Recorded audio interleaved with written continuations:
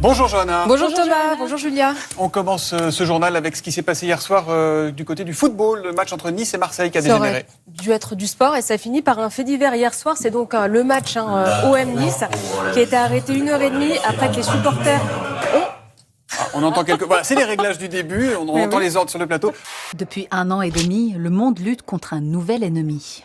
The coronavirus. Mais pas de panique, capitaine dévoué, le super-héros au grand cœur est là.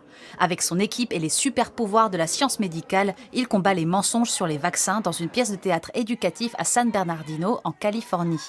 Et il désarme son ennemi mortel en persuadant les familles de se faire vacciner. Est-ce que la vaccination, encore une fois, va permettre d'endiguer l'augmentation des cas de variant Delta ? Vous savez que les prédictions, c'est pas mon style. Pour l'instant, ce que je vois, c'est que c'est pas les pays les plus vaccinés qui en ont le moins. Celui qui était le plus vacciné de tous, c'était l'Islande, l'Angleterre, Israël, et c'est reparti exactement. Il sème quelque part le doute. Oui, et il n'a pas le droit. Il n'a pas le droit. Et nous n'avons pas le droit. Ah, vous n'avez pas de doute. Semer le doute. Ah bon, alors c'est magnifique ça. Les Français ont peur. Les Français sont inquiets. Les Français ont peur.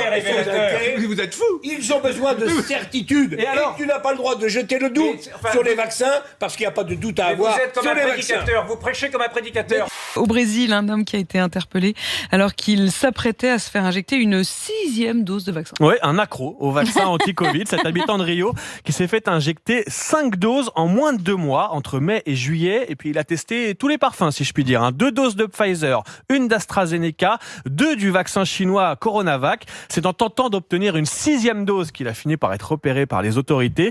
Nous, ce qu'on voit, et c'est ce que j'ai présenté, c'est que globalement, par rapport au nombre de gens qui sont diagnostiqués, le pourcentage d'hospitalisation et le pourcentage de réanimation est de 30% de celui des 2 variants précédents. Donc, qui ne sont pas vaccinés. Donc la maladie est moins grave. Je pense que ce qui va se passer, ça va être une obligation vaccinale. Oui, ou parce que 3-4 doses. Parce que ce qui c'est notre exemple le plus criant. Quel est le problème si ça sauve des vies? En fait, c'est là où je ne comprends pas, Florent. Moi, je voudrais qu'on me démontre que ça sauve des vies. Mais oui, ça en sauve. D'expérience dans la planète. Mais si. Les pays qui ont ce modèle de restriction de liberté de tout vaccinal ne font pas la démonstration par rapport aux pays qui choisissent la liberté. 90% des gens que nous avons en réanimation n'ont pas été vaccinés. Régine devait recevoir la visite de son neveu à Toulouse, mais finalement, après quelques échanges par téléphone, il en sera autrement. Il m'a dit qu'il n'y avait pas de passe sanitaire, qu'il ne voulait pas. Et je lui ai dit, écoute, moi, j'avoue que ça me pose un problème. Pour moi, je ne t'accepte pas parce que tu n'es pas vacciné. On s'est fermé la porte, on ne se parlera plus. T'as le passe sanitaire, t'as le bracelet bleu. Moi, je connais quelqu'un qui a refusé, qui a dit, mais attendez, vous n'allez pas me mettre un bracelet bleu. Moi, je propose qu'on se mette quelque chose à l'oreille, vous savez, comme les vaches. On aurait notre passe sanitaire, là, comme ça, les gens vont... Fébardisation des citoyens. Non, mais c'est l'histoire du bracelet bleu, c'est quand même incroyable. Petite fille, oh, c'est bien les filles. Bravo, c'est bien une fille. On n'a pas encore le prénom, on commence à réfléchir. Si, on a le prénom. On a le prénom. Ah oui, Karine, bien sûr. Non, désolé, non. Chaque fois que je le fais, chaque fois il appelle pas Karine, je comprends pas. Non, pas Karine. Non. Attends, je vais le mettre là. Je comprends, c'est pas un super prénom. Tu prends les ballons dans le... Moi j'ai droit qu'aux vaches et au chef qui s'appelle Karine. Fausse alerte, ce n'est qu'un jeune couple en train de fricoter. On fait les câlins? Comment? On fait les câlins? Oui. Mettez les capotes, Pas d'enfant, Allez, bonne soirée. On a coupé le truc, là, je crois. Alors, je suis venue avec ma chienne, Polka. Ils s'entendent super bien, à merveille. Hein, Yuki? Voilà. Grimpe, vas-y, voilà. Ouf. Non, Yuki, non. Catherine, alors dites-moi, vu que vous étiez à côté d'Olivier... Et qu'est-ce que ça veut dire? Mais je sais pas, est-ce que vous vous connaissez? Si peu. C'est-à-dire? Je crois que c'est ma moitié. Bonne moitié. C'est marrant, ça pourrait donner une idée de jeu. Un jour, on saurait des coups.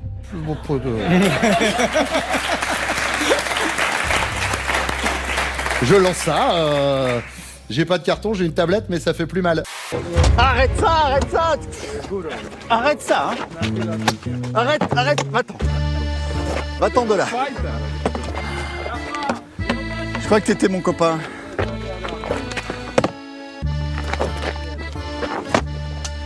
Aïe!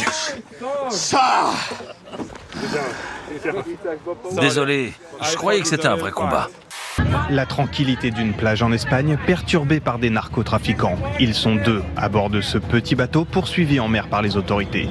La scène ahurissante s'est passée il y a quelques jours près de la ville de Grenade. Les touristes présents ce jour-là ne se sont pas contentés de filmer. Ils ont plaqué au sol l'un des 2 trafiquants qui tentait de s'enfuir, sac à la main. L'autre sera arrêté quelques mètres plus loin par la garde civile. Non mais dormir, on dit souvent en bateau par exemple. Alors ça passe le temps, tout de suite dormir en bateau. ça passe le temps évidemment, mais si vous fermez les yeux sans vous endormir, eh bien votre cerveau vous dit je suis immobile, l'oreille dit que ça bouge, et donc là c'est le vomito et c'est la catastrophe. Toujours avoir un petit sac à vomi dans sa voiture quand même au cas où. Merci à mes parents pour leur bon conseil. Un sac congélation parce que c'est plus résistant. Voilà. Et ça aussi, c'est un bon conseil de la quotidienne.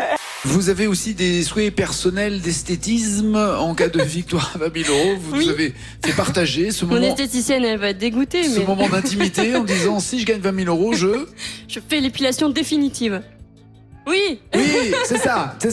Oui, donc c'est vraiment. ça. Non mais c'est super chiant. C'est votre côté pompier quoi. Il faut débroussailler à un moment donné, et puis il faut voilà, c'est ça. Okay. Non mais oui, ouais, ça serait vraiment sympa. Très bien quand même cette fois. Cadeau. Et donc Et bah là, et du coup, de toute façon, garde ou je garde pas bah si vous gardez pas, ça n'a aucun sens. Bah oui. C'est le dernier lancé. C'est le dernier, donc je garde alors. Vous le gardez? Bah, avec plaisir. Mais Olivier, vous gardez votre cadeau, et votre cadeau c'est l'indispensable boîte de petits pois. Toujours utile dans un placard quand il n'y a plus rien dans le frigo. Avec la boîte de petits pois, les carottes ne sont jamais cuites. Si tu as un petit message pour nos téléspectateurs, la caméra est à toi. Un téléspectateur, sors ton gros plein de graisse de la télé, va voir les spectacles vivants, parce que là, sinon, franchement, enfin, la vie va qui est ta mère avant même la page de pub. Merci, Veritech. Merci beaucoup.